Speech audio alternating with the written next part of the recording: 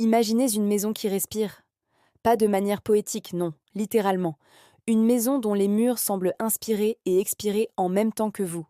C'est l'histoire incroyable mais vraie de la maison qui respire. En Haute-Loire.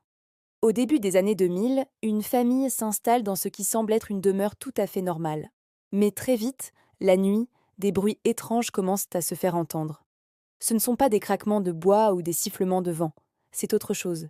Les parents, puis les enfants, décrivent un son de souffle, un bruit sourd et régulier, comme une respiration profonde.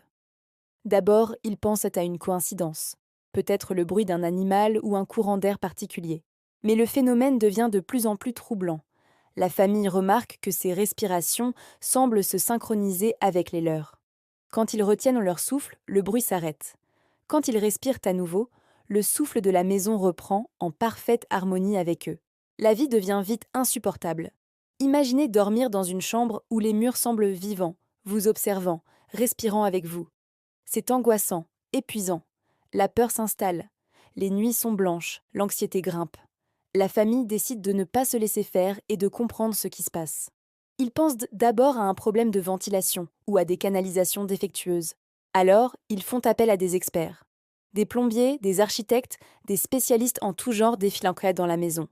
Ils inspectent tout, du sol au plafond, mais ne trouvent aucune explication logique. Pas de tuyaux qui vibrent, pas de système de ventilation anormal. Rien.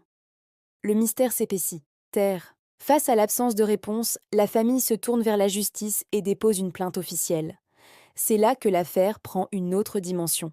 Le tribunal ordonne une expertise acoustique très poussée. Des ingénieurs spécialisés installent des capteurs de pression et des microphones ultrasensibles partout dans la maison. Ils enregistrent les sons, mesurent les moindres variations de l'air pendant des jours et des nuits. Les résultats de l'expertise sont stupéfiants. Les experts confirment la présence de bruits anormaux. Plus troublant encore, ils enregistrent des variations de pression d'air inexplicables qui coïncident avec les témoignages de la famille. Ces variations sont faibles, mais bien réelles. Le rapport officiel conclut que la cause du phénomène est inconnue.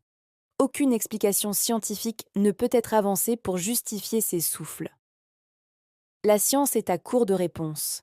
Les experts parlent d'un phénomène acoustique complexe et non identifié.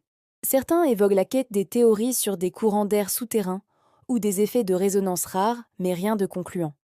Pour la famille, c'est la confirmation qu'ils ne sont pas fous, mais c'est aussi un coup de massue. S'il n'y a pas d'explication, il n'y a pas de solution. Épuisée physiquement et psychologiquement par des années de lutte contre un ennemi invisible, la famille prend une décision radicale: abandonner la maison. Ils ne pouvaient plus vivre dans un endroit qui semblait avoir sa propre vie, une vie synchronisée avec la leur. Ils partent, laissant derrière eux leurs souvenirs et ce mystère entier. Aujourd'hui, la maison qui respire est à l'abandon. Les volets sont clos, le jardin est en friche. Elle garde son secret, silencieuse. Les gens du coin connaissent l'histoire. Certains en parlent avec crainte, d'autres avec scepticisme. Mais les faits sont là, des témoignages, une plainte officielle, une expertise acoustique qui confirme un phénomène inexpliqué. Cette histoire nous rappelle que malgré toutes nos connaissances, certains mystères demeurent. Qu'est-ce qui faisait respirer cette maison? Un phénomène naturel rarissime ou quelque chose d'autre qui dépasse notre entendement? Le mystère de la maison de Haute-Loire reste l'un des plus étranges de France. Merci d'avoir écouté cette histoire incroyable. Si vous avez aimé, n'hésitez pas à laisser un pouce bleu, à commenter et à vous abonner pour ne manquer aucune de nos prochaines explorations du mystère. À très bientôt.